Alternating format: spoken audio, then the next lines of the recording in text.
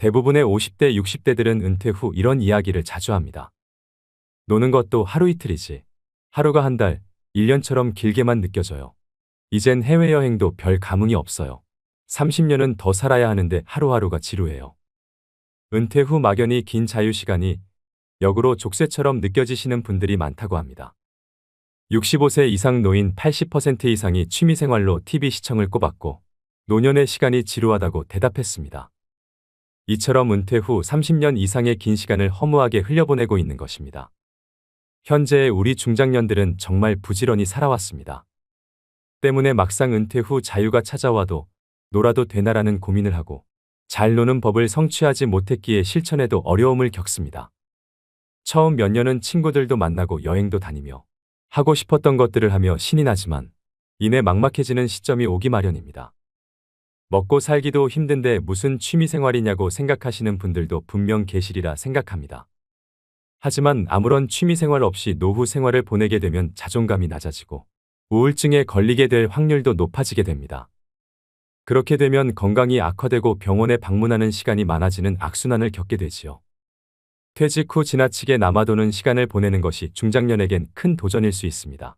하지만 노후에 무엇을 할 것인가에 대해 생각하지 않는다면 다가올 장대한 시간은 축복이라기보다는 고통 그 자체일 수 있습니다. 특히 성공적으로 준비하여 노후를 심심하지 않게 보내는 선배들을 보면서 이제 우리 사회도 재미있게 노후를 보내는 것에 더 큰 관심을 가져야 한다는 것을 깨닫게 됩니다. 오늘은 노후에 돈이 많이 들지 않으면서 행복한 노후를 보낼 수 있도록 도와주는 취미활동을 소개해드리겠습니다. 첫 번째는 탁구입니다. 우선 탁구의 제일 큰 장점은 다른 운동보다 근력과 체력이 덜 요구되어 남녀노소 같이 즐길 수 있습니다. 시간당 칼로리 소비량은 강도 높은 자전거, 수영, 달리기 운동과 비슷한 에너지 소비량을 자랑합니다. 30분당 300칼로리 이상을 소모하므로 다이어트에도 효과적입니다. 또 심혈관 건강에 좋습니다.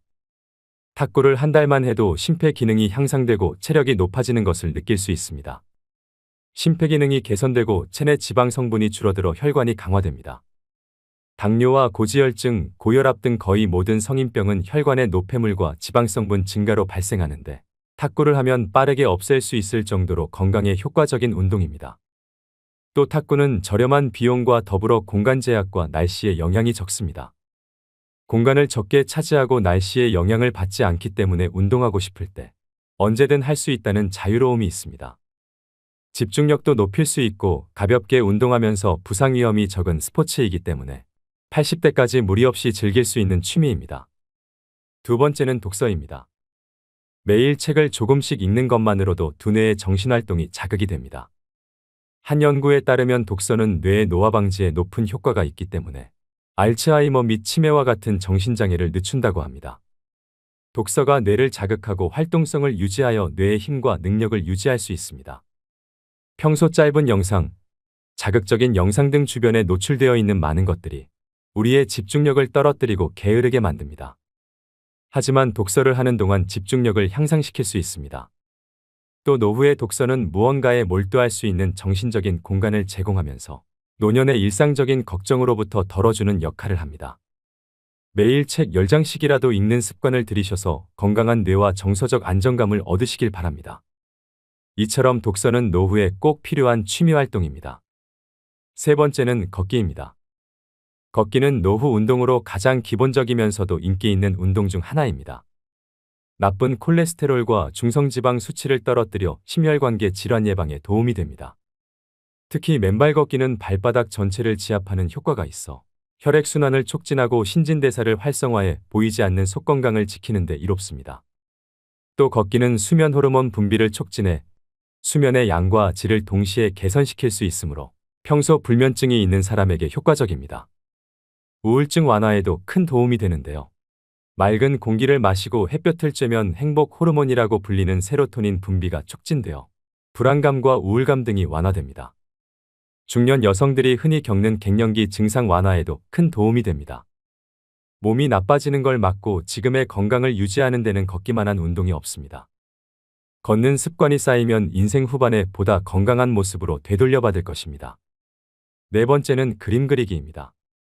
어느 한 연구에서는 그림 그리기는 기분을 좋게 만드는 신경전달 물질인 도파민을 증가시키고 스트레스 호르몬을 줄여준다고 합니다.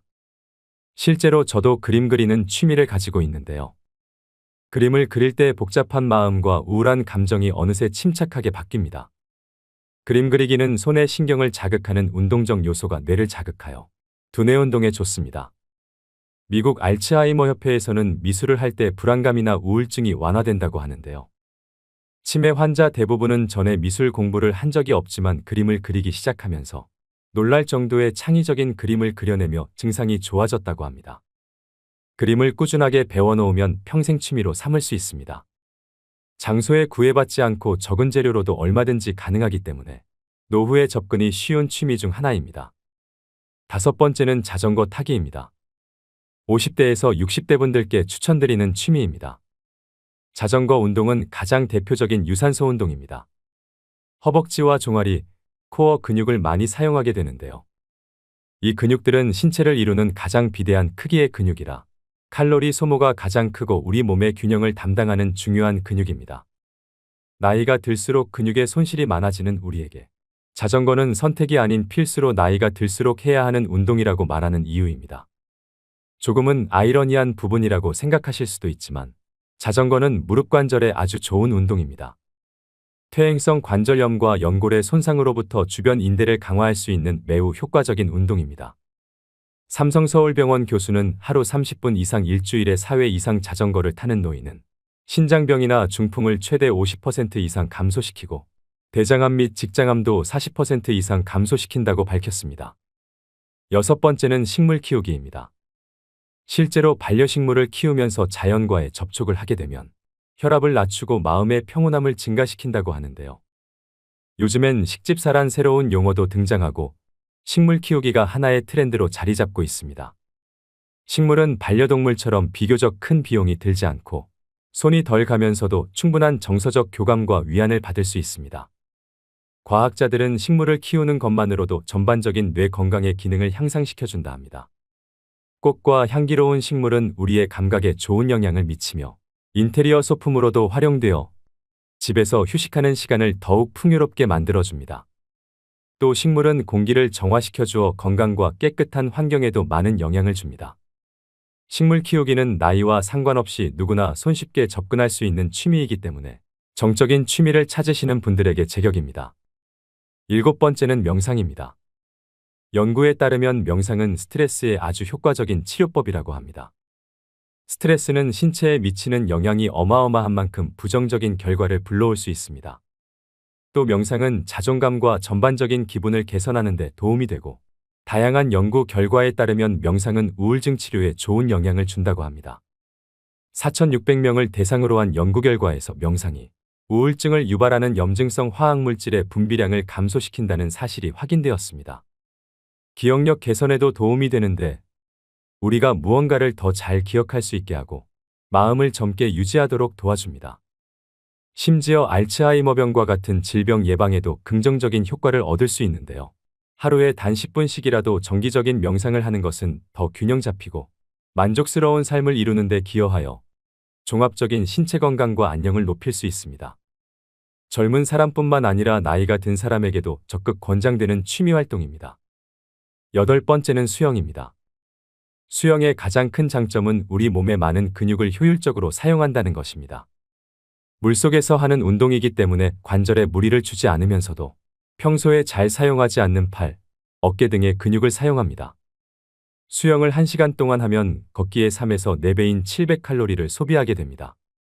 이처럼 수영보다 다이어트에 더 효과적인 운동은 많지 않다고 하는데요. 이런 이유로 다이어트를 목적으로 수영을 선택하는 사람들이 많다고 합니다. 노인의 경우 기구를 사용하는 고강도 운동은 연골 손상으로 부상의 위험이 있지만 수영은 무중력 운동이라 안전한 운동입니다. 갓 태어난 아기부터 체력이 저하된 노인까지 즐길 수 있는 평생 스포츠라고 불리는 수영을 취미로 시작해보시는 건 어떨까요? 9번째는 사진 찍기입니다. 아무래도 사진을 찍다 보면 다양한 장소에서 여러 가지 환경을 찍어내고 싶어 하실 텐데요. 특히 풍경 사진을 찍게 되면 산과 바다 등 풍경들을 구경하며 사진을 찍는 것이 의미 없이 걷기 운동을 하는 것보다 훨씬 지루하지 않고 보람차고 건강한 몸을 갖게 도와줍니다. 사진 찍기의 또 다른 장점은 인내심을 기를 수 있다는 점입니다.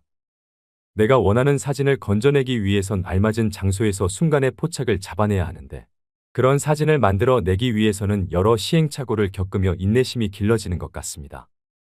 그렇게 해서 건져낸 사진이라면 말로 이룰 수 없는 성취감이 당연히 따라오게 됩니다. 사진은 소중한 순간들을 기록하는 데 최적의 도구이기 때문에 나중을 돌아보며 추억을 간직하고 소중한 사람들에게 공유함으로써 행복한 시간을 되돌아볼 수 있습니다. 마지막으로 10번째는 악기 배우기입니다. 나이 드신 분들에게 악기 배우기를 추천하는 이유는 생활의 변화를 통한 즐거움도 있지만 배우는 과정에서 주변의 다른 분들과 교류하는 시간을 보낼 수 있기 때문입니다. 나이 들어가면서 혼자 있는 시간이 많아지기 때문에 사회적으로 좋은 친구를 만날 수 있는 계기가 될 수 있습니다. 신체적인 능력을 떨어지는 노인들은 배우기 쉬운 오카리나 우쿨렐라 등 접근하기 쉬운 악기들이 많습니다. 은퇴하고 목표를 세우기 힘든 노년기에 악기를 마스터하는 새로운 목표는 인생의 도전이 될 수 있기 때문에 긍정적인 기능을 하게 됩니다. 악기 배우기에 도전하여 성취감과 자신감 있는 노년기를 보내시는 게 어떨까요? 오늘의 영상 어떠셨나요? 무엇이든 서툴러도 좋습니다. 완벽하지 않아도 되고 화려하지 않아도 됩니다. 박자가 틀린 기타 연주를 하면 어떤가요? 잘못 그리고 엉터리 그림이면 어떤가요? 막연히 무슨 취미 생활을 해야 할지 모르겠다면 주변 노인복지시설이나 구청, 주민자치센터 등 시설 프로그램을 이용해보는 것도 방법입니다. 이는 비용적인 부분이나 주거지 근처라는 점에서 부담감을 크게 줄일 수 있습니다. 스스로 자기에게 맞는 것을 찾아 나서야 합니다. 가벼운 운동도 좋고 봉사활동도 좋습니다. 무엇이든 본인이 편안하고 마음에 맞는 것이 최고의 취미입니다. 나이가 들면 대중교통도 무료이고 박물관 입장료도 무료입니다. 볼펜 한 자루, 노트 한 권이면 충분하다는 소박한 생각으로 넉넉한 마음을 가져보세요.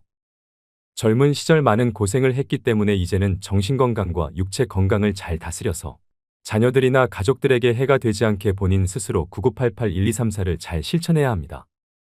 김병에 효자 없다는 말은 빈말이 아니며 요양병원에서 오랜 시간을 보내는 일은 줄이셔야 됩니다. 인생에서 제일 중요한 금 3가지가 있다고 하는데요. 바로 황금, 소금, 지금. 이 3가지 중에서 지금이 가장 중요하다고 합니다. 늦었다고 생각하지 마시고 지금부터 실천하셔서 행복한 노후를 만들어 가시길 바랍니다. 자기계발에 충실해서 인류사에 남을 작품을 영원히 남기고 떠난 위대한 화가이자 시인이었던 미켈란젤로처럼 구독자 여러분도 멋진 노년을 살아가시 바랍니다. 오늘도 노후의 지혜와 함께해 주셔서 감사드립니다. 황금빛으로 무르익어가는 여러분의 지혜로운 인생을 언제나 응원합니다.